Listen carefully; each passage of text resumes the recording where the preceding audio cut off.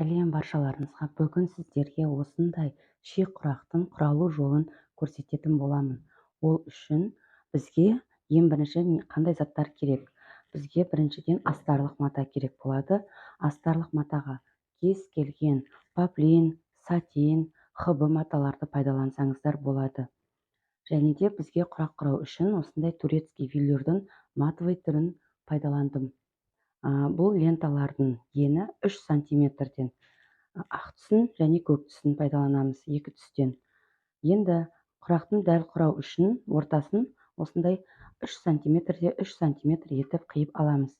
Кей жағдайда осы құрақтың ортасын 4 сантиметр етіп өзінен лентамыздан 1 сантиметр артық алып жатады. Бірақ ол кезде құрақ құралып болғаннан кейін мына біздің құрағымыздың ортасындағы шыққан зигзаг әдемі көрінбейтін болады, үлкен болғандықтан. Сол үшін өз жағдайымда 3 сантиметрде 3 сантиметр етіп ортасын дайындап аламын. Енді мына біздің астарлық матамыз 18 сантиметрде 18 сантиметр. Бірденнен диагоналын сызып дайындап алыңыздар. Ол бізге құрағымыздың түзу әдемі болып жатқанына керек болады. Міне бірінші ортасына дәл осы 3 сантиметрлік лентамызды қойып, біздің сызып алған диагоналдарымызға дәл қоюымыз керек. Бұл жерде әрбір тіккен жағдайда осы түгіне қарайсыздар. Түгі төмен қарап тұру керек.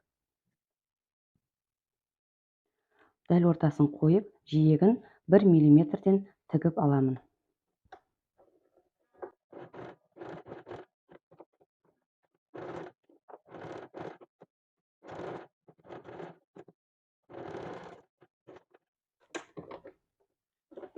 Дәл ортасын тігіп алдым. Енді үстіне ақ матадан қоямыз. Түгіне қараймыз. Түгін төмен қаратып, дәл үстіне қойып, мына жер қисық болған екен.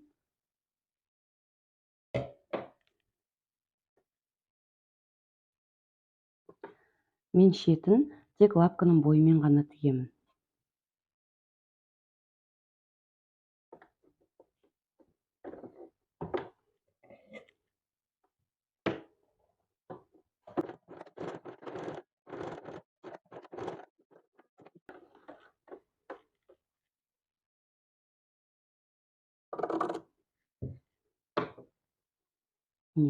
Ашамыз және дәл осы ақтан тағы да екінші ретін тігеміз.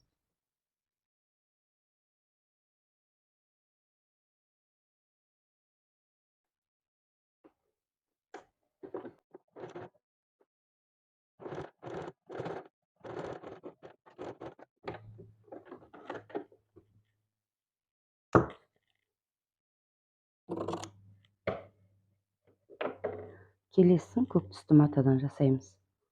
Оның да түгі әрдайым төмен қарап тұру керек.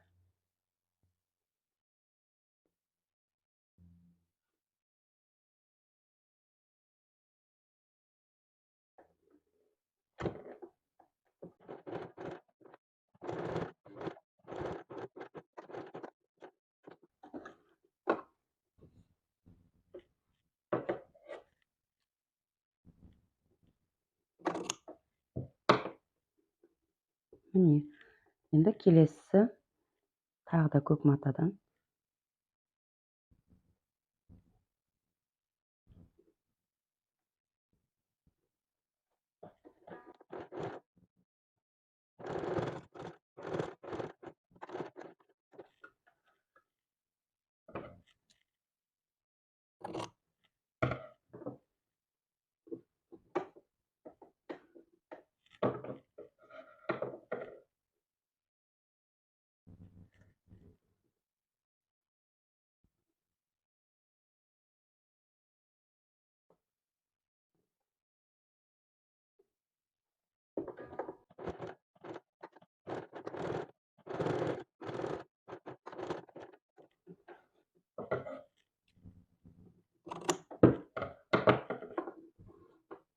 Міне осылай кете береміз.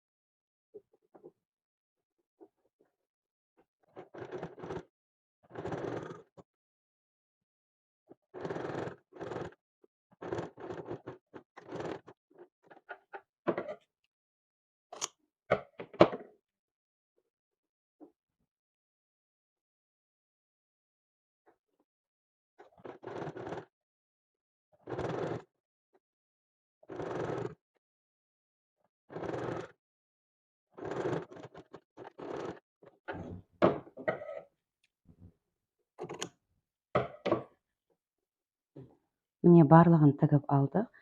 Енді барлығының жиегін 0,1 сантиметрде тігіп шығатын боламыз.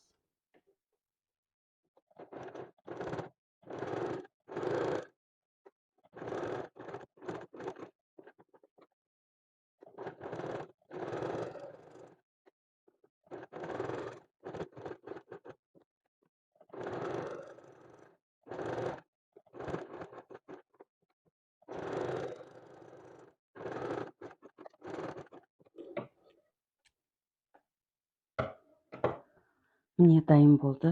Енді жиегіндегі артық маталардың барлығын қиып тастаймыз.